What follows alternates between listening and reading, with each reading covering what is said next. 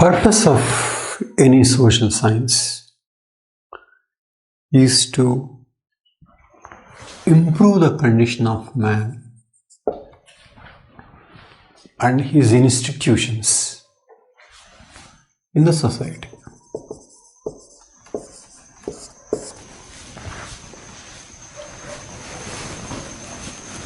Different social sciences try to do this purpose in different ways.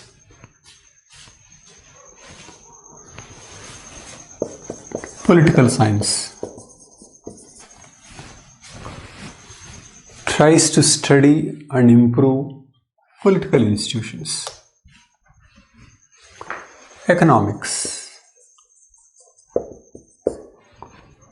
tries to study and improve economic institutions.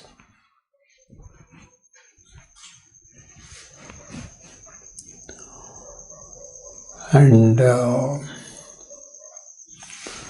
history. History method is somewhat different from political science and economics. And method of history is closer to method of anthropology. So let us spend little more time on history. What does history do?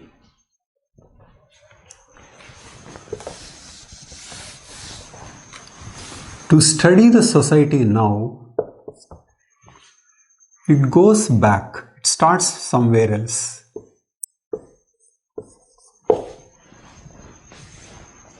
So what does history do? It wants the reader to time travel. Take Indian history. Little bit of prehistory and Indian Indus Valley civilization, and then ancient India, medieval, modern, and post-independence.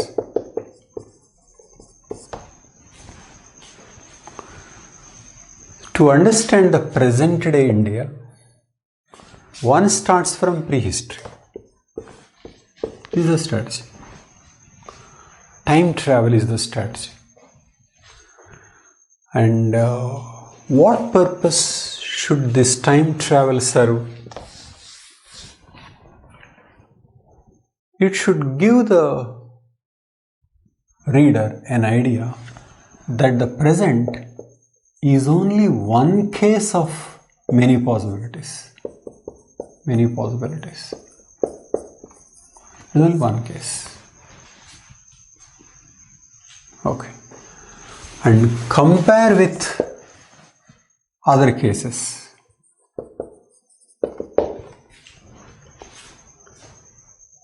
And then evaluate. More importantly, what time travel enables is that it brings freshness to the perspective. Freshness. Coming from prehistory to present. Some newness, freshness, and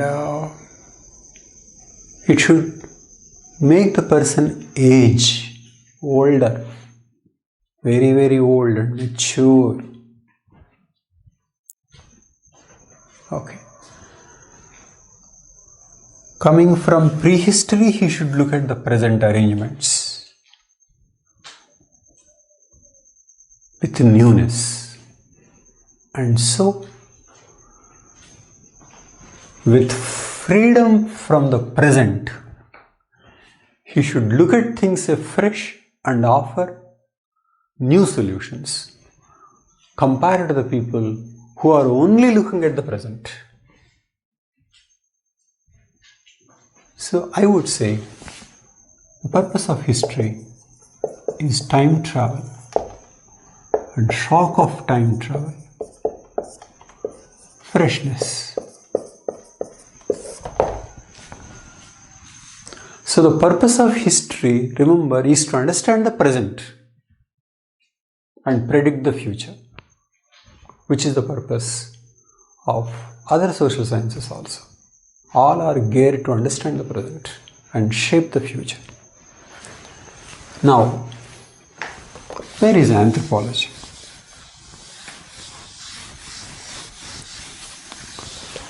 Anthropology also is closer to historical method. It believes in time travel. And it wants the reader to be shocked and to look at the present afresh. The difference between history and anthropology is that the time it travels is huge, starts from millions of years ago. It covers evolution of man,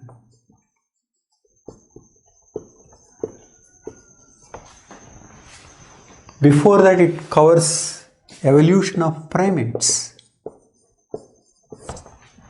And to be able to understand this evolution, one has to know genetics. And then man evolution. And it places more details on the developments which are closer to emergence of sapiens.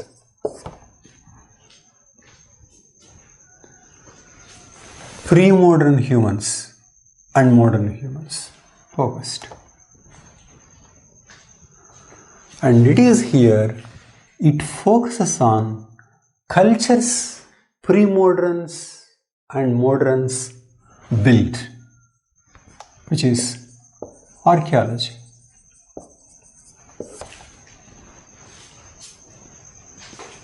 Paleolithic, Mesolithic, Neolithic cultures. Paleolithic is not contributed by modern, not all by modern. So pre-modern, archaeology, Neolithic, and finally it comes to civilization.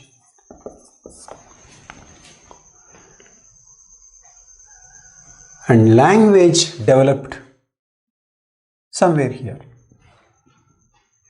Biological factors that led to development of language and how the development of language affected the cultural aspects. So linguistic.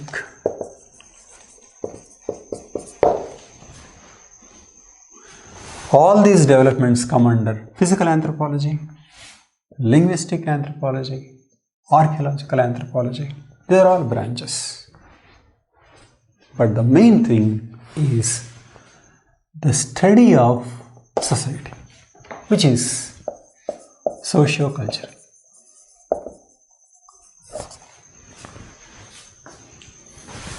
Socioculture. Okay. But how can a discipline cover so much? Here, what it does is that compared to history, history is specific to a place, Indian history. History is specific and also time span is much less. Whereas anthropology is not specific, it is general.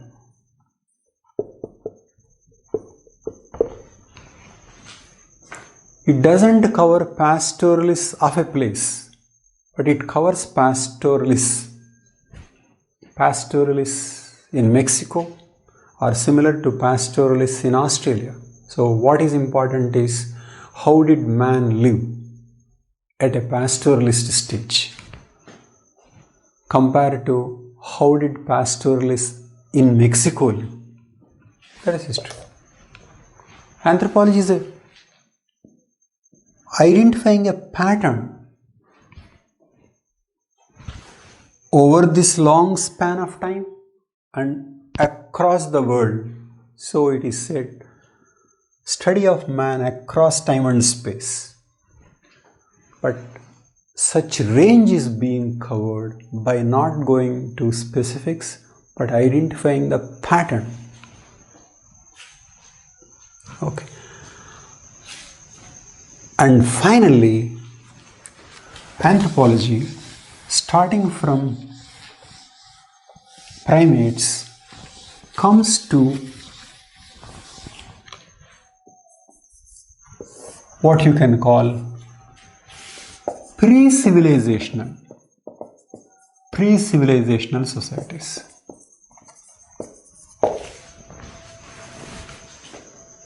Societies before civilization, hunting, gathering, shifting cultivations, pastoralism. Okay. So it comes to pre-civilizational. And then it does something after civilization.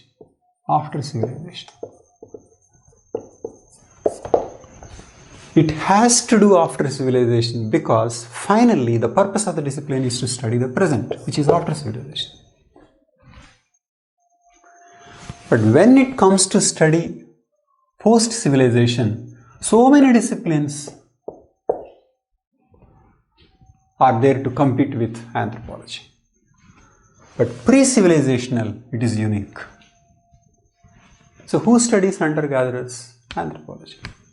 All pre-civilization. But after civilization, then many disciplines enter.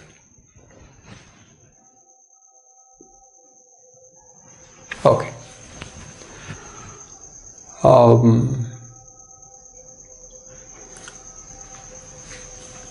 So there is something of after civilization, that is modern, urban, but there is very little of it compared to other disciplines which focus on the current. So this is how anthropology can be seen in relationship with others.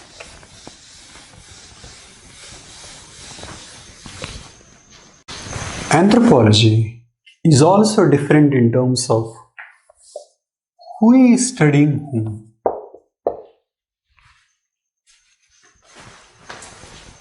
Political scientists are studying their own society. Economists are studying their own society. Psychologists who focus on man and rather than the society are studying people of their own society. Whereas in anthropology, it is not their own. Its uniqueness is a study of the other. It all started in 19th century where some social scientists sent questionnaires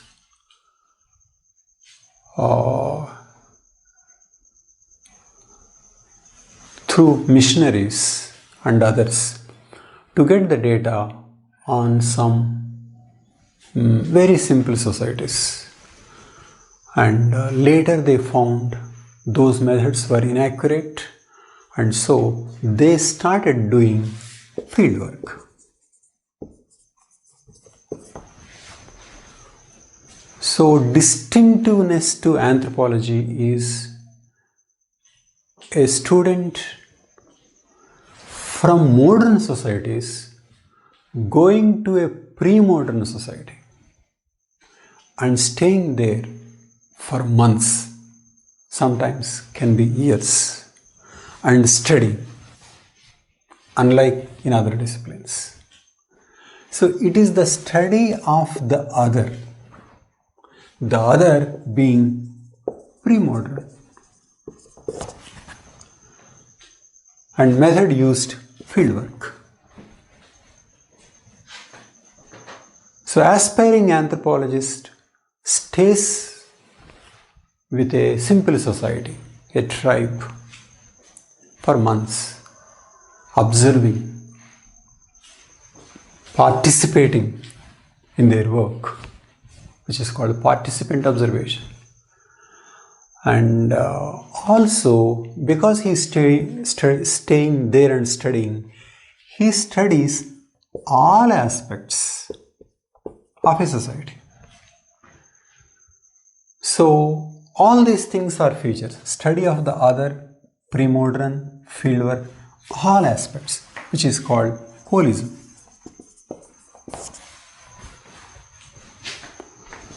All aspects mean family, economy, polity, religion,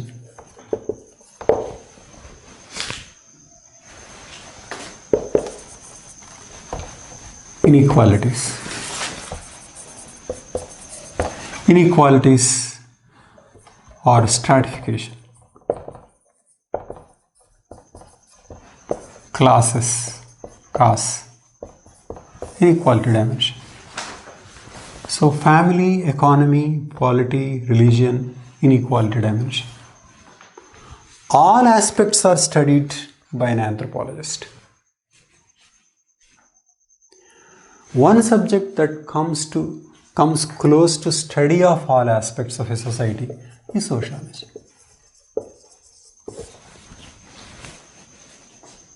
But the difference between sociology and anthropology is that anthropology's focus is pre-civilizational and little of civilizational, whereas sociology's focus is on civilization, but all aspects.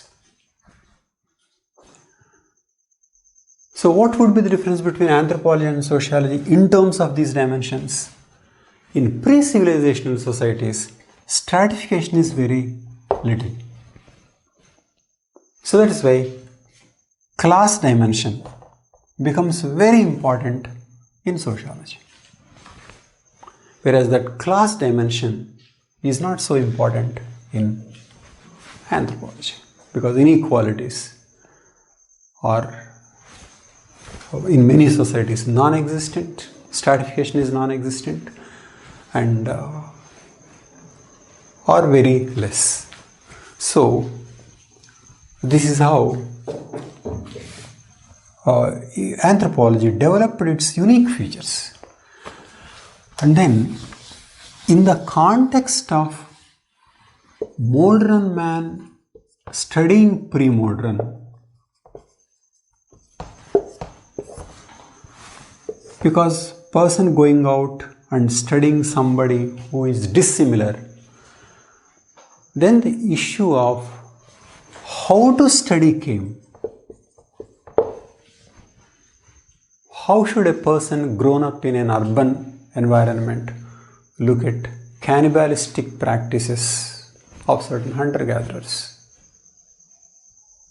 How should he look at tribal warfare? So, an entirely new set of questions of how to study the other without bias.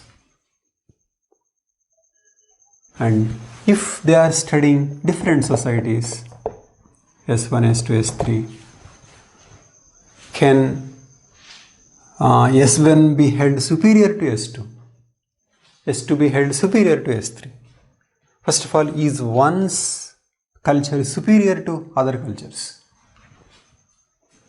So certain concepts came: cultural relativism, ethnocentrism, and a lot of anthropological thought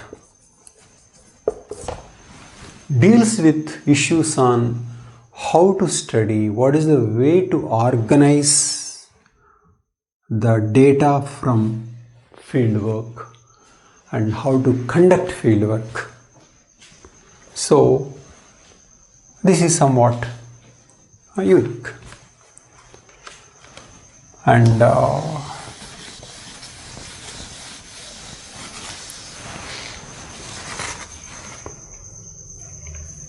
but then as of now, pre-modern are becoming fast part of modern societies. Okay, very few hunter-gatherers, many simple societies are forced to merge or be integrated with modern societies. So, what would be a forte of anthropology is a serious question. What would be specialization? A student, a graduate student would make a trip to an exotic land and spend time there, and he would be an anthropologist one day. But where would he go now? Very few exotic lands, because they are fast becoming modernized. So we can say the subject of anthropology, the focus of anthropology and its distinctiveness is shrinking. Okay. That is one of the reasons why anthropologists are using the old methods of fieldwork and the study of the other, but studying certain groups within one's own communities. An anthropologist from a higher class lives in a slum in his own city to study. It is study of the other, participant observation and fieldwork. That's supposed to be anthropology. So anthropology has gone into the study of contemporary societies with its own distinct methods. But when it is doing it like that, then it surely competes with other disciplines like sociology. But definitely, one important aspect of anthropology is about the other, the pre-modern, going out, the exotic. Okay. So, and then the biases that may be a part of such a study. So that is one dimension.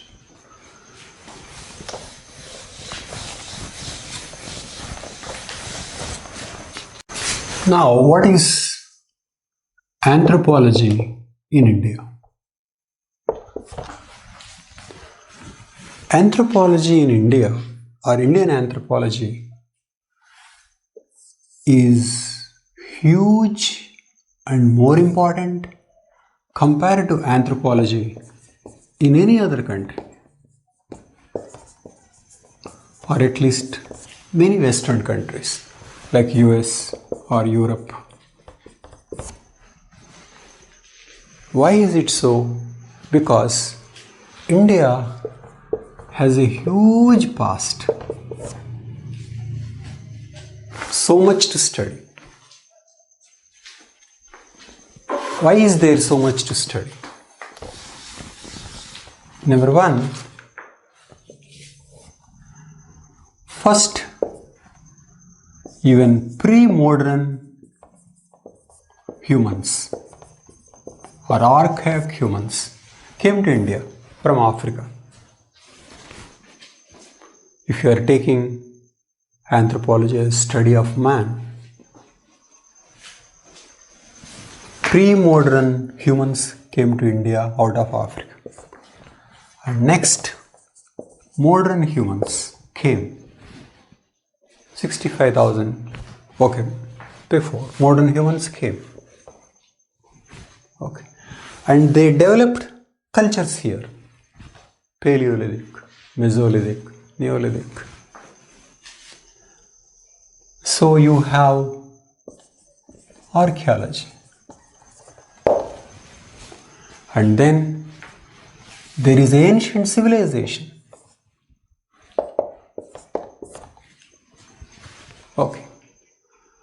And study of IVC shows that the people from this side, Iran, came, created this Harappan civilization.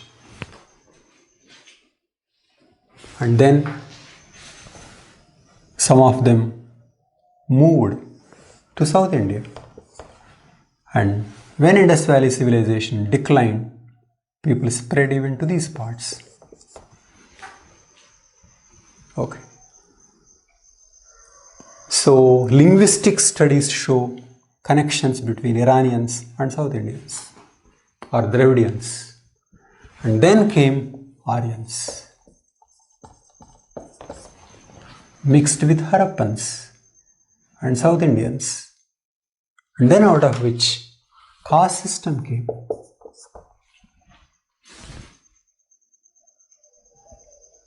And then as an interface between Harappans, Aryans and then others, different religious practices came. Religion, Hinduism came. And the newcomers integrated with the old comers, with the natives. And in that process, they developed the caste system and a particular ideology to justify the caste system, Hinduism. So in Indian context, caste, religion are all interlinked. And then caste is nothing but a group, nothing but absorbing a group into Hinduism. So tribes got absorbed into Hinduism and became castes. So study of anthropology in India means studying these processes of what are the tribes, how did they become castes, what is the role of the religion, where they came from, how did all these people come. That is to say, Indian anthropology studies the very formation of Indian society, unlike sociology. It is the birth and the childhood of Indian society, the focus of Indian anthropology. Okay. And then in addition to this, you have many people coming from this side. So India has so many tribes, simple societies, unlike other countries, and deep past, unlike other countries. And then another thing is that anthropology is defined as study of the other, anything exotic. So for Western people, caste is the other. So caste, which is a feature of civilizational society, also comes under the other. So that is why somebody like M.N. Srinivas is called anthropologist in the West, though in India he may be called sociologist. Because caste is something the other and the exotic. So Indian anthropology studies huge part of Indian society, its formation and its childhood. And then because anthropology by nature focuses on the simple societies, it focuses on tribes. Okay. And their well-being. Okay. So this is what Indian anthropology is about. I want to examine, did anthropology serve its purpose?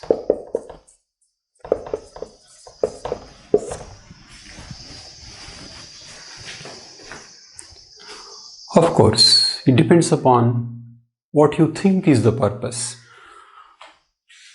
But I think its purpose, from my viewpoint, is to give shock of time travel with an intention to give the reader a freshness to look at the world. Freshness to look at the world.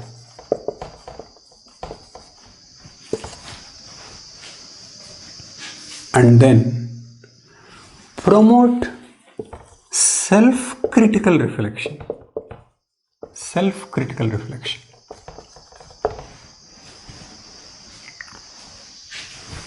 Self-critical reflection of one's own society, having gone through a time machine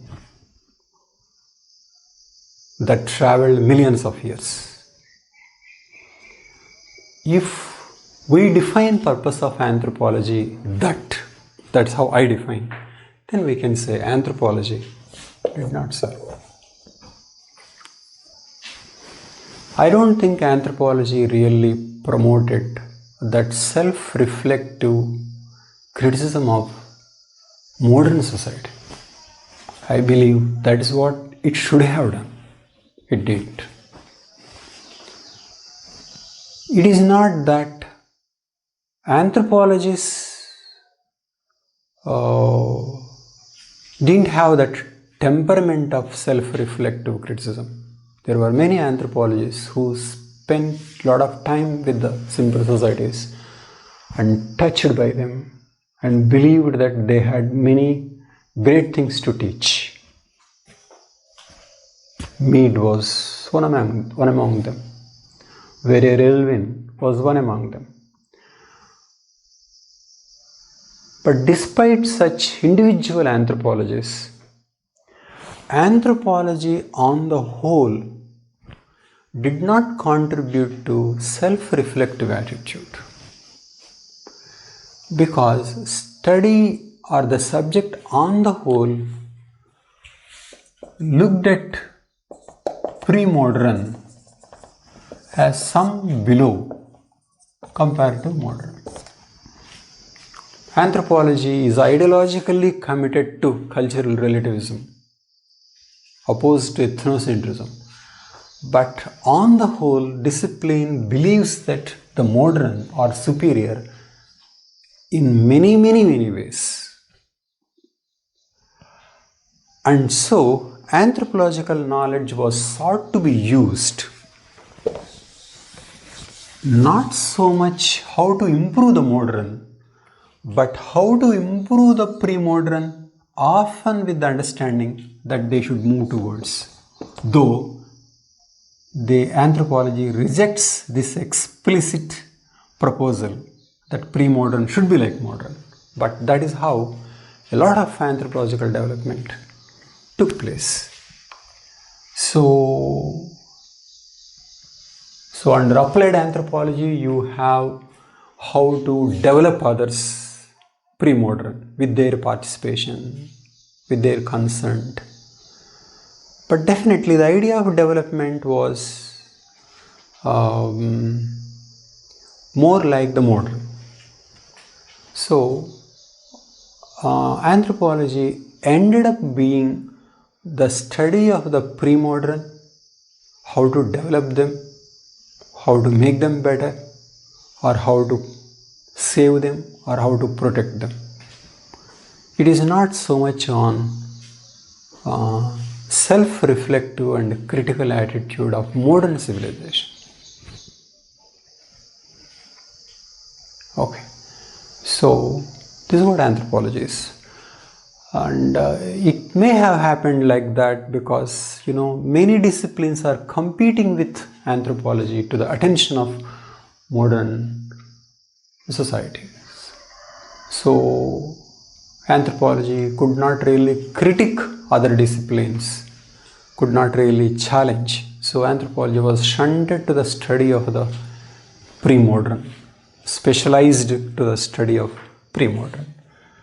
In Indian context, anthropology is about tribes, how to help them, how to protect them, their problems, their administration.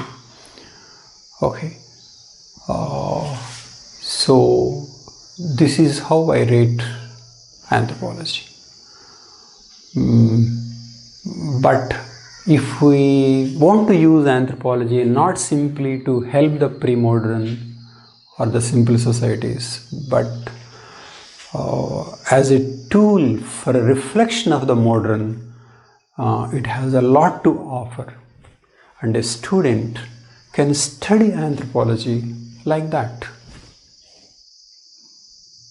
I believe the essential spirit of anthropology is to look at an American president, or for that matter, Indian Prime Minister, and see in him how he is leading compared to the way a gorilla was leading at one time, or gorilla leading now, or band leader in a hunting gathering society was leading, or how a chief in pastoralist society leads, and how Akbar led.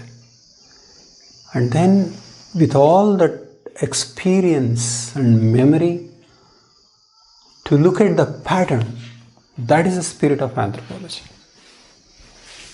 Not how to develop changes. No, that would be too silly. Malinowski, after spending many years in Trobriand Islanders, came back to his place, and then when he was in a museum, he was looking at certain pieces of museum, and somebody was explaining this thing somebody had long ago. So Malinowski says, this is how articles assume importance. This is what was there in Trobriand Islanders, and this is what is there in contemporary Britain. Man is the same, and culture is after all to meet his needs. Okay, it is not that they are inferior to us. I would say such a perspective is anthropological perspective.